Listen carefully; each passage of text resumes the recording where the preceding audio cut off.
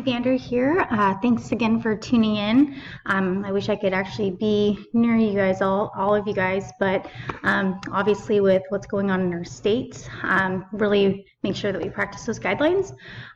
It's for a reason, so just make sure that we're all staying put, staying home, washing your hands, and really just trying to minimize your activity with others. So kind of hard to do, but at least we have the ability to video conference. So today's episode, I just wanted to talk about some financial terms that my financial math class has been going over.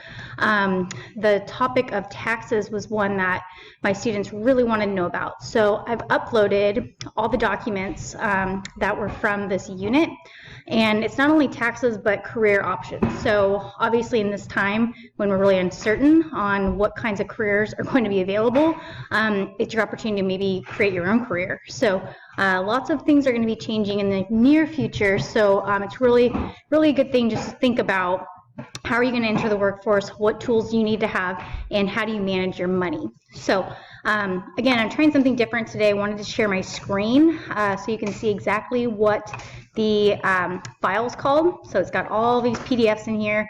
Unfortunately, you can't edit these, but if you have access to a printer or if you're just reading through it and following it along, that's fine, because remember, you're not turning anything in. So it's really for you just to go through on your own, and you can always email me, message me, or even I just got done doing a video Google Meetup with some students, so we were able to go through some of the questions that they had.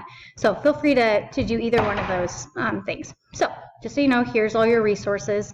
The videos and quizzes, if you want to take those, are on Foundation Digital. So if you do not have access to that because you were not in my personal finance class, just email me and I can definitely get you access to getting those materials. So some other things I want to talk about. We in this class had talked about, yeah, go ahead, you can eat those. We had talked about having an emergency fund, and I think there's no better time to talk about that emergency fund right now, because we're not sure what's going to happen to interest rates. So currently our interest rates are very low, historically low, 0% on many car loans. If you're going to refinance your home, those are at like record lows at this point. So the government is really trying to help stimulate people to take advantage of those opportunities, so you're not having to spend as much money over the next months. But keep in mind that it's not really possible for those rates to stay at this low for a long time. The reason for that is eventually our Federal Reserve cannot continue to give banks more money. That would mean our currency would lose a lot of value. So just to keep our dollar safe and keep it at a pretty decent value, they're not going to be able to produce more money. So that means there's less money that can be given to banks and loaned out. So that is going to increase interest rates steadily, and we're not sure how quickly that's going to happen, but just be aware that these rates are not going to last. So why that's important for you to know is, however long this lasts, if you are trying to get anything financed, just realize your interest rate may be extremely high. So cash is a very, very important thing to have, so keep saving it. If you can't afford to pay back that loan, you're just going to continue to be in debt. So just make sure, that's what we're trying to avoid. If you can, keep saving your money, keep learning how to coupon, keep learning how to cook on your own. These are all things that could be money savers for you for now and also in the future. The other thing that you're probably saving on right now is gas. So you may have noticed that your maintenance on your car and maybe those gas, that gas budget is probably not being affected too much if you're not having to go into work. So just be mindful of that. That is pretty much what I wanted to talk about today. Again, I will be revisiting these worksheets. I'll also put up a couple YouTube links that I found really great with taxes and just general economics, just because it's really important that we understand what's happening in our current situation. And again, there's a lot of unknowns, but just understand the principles, the rules that we've been learning through Foundations Digital are going to help you from now all the way until you're ready to retire. And just to talk about retirement, it is kind of a scary time for many people that have invested a lot of their retirement into the stock market, which many of us do. So just being patient, letting things ride out. The government's going to get really creative on how they can help support people once they're ready to retire. So again, a lot of unknowns, but I think it's really important that you are paying attention and that you are documenting this experience. Because before you know it, you'll be out there in the real world paying taxes, putting more money back into our economy. So just realize that it's not too far away for you to be thinking of those things. So back to the worksheets.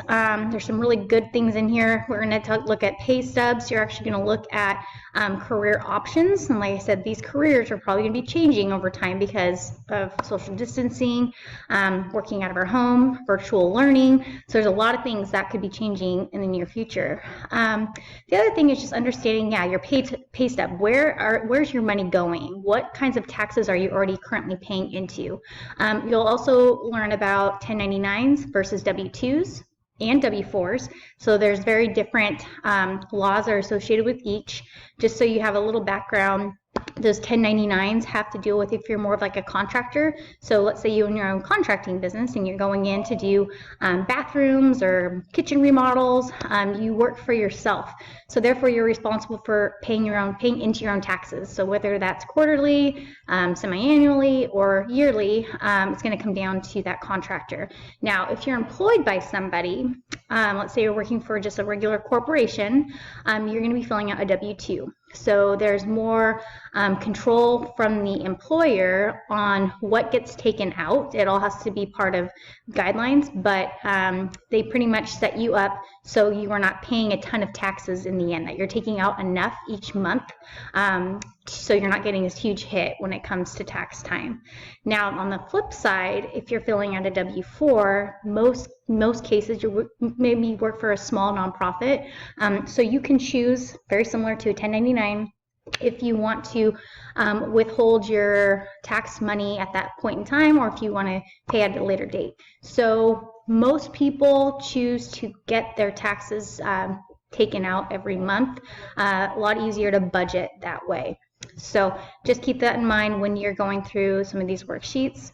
Last but certainly not least, it's a great opportunity for you to develop your resumes and cover letters if you haven't already.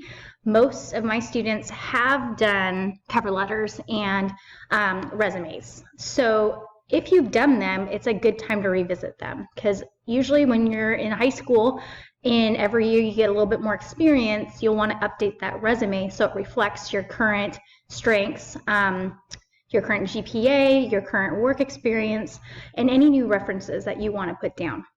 So great time to continue to work on that. I strongly encourage you to send me your resume, send me your cover letter if you are working on that at this point in time. So just keep those things in mind. That's pretty much what this whole unit covers, which I think is very, very, very important that we don't miss it. So that's why I wanted to make sure that we were able to connect and I could talk a little bit about what to expect. So I'll be following up with you guys that are in the financial math class on this.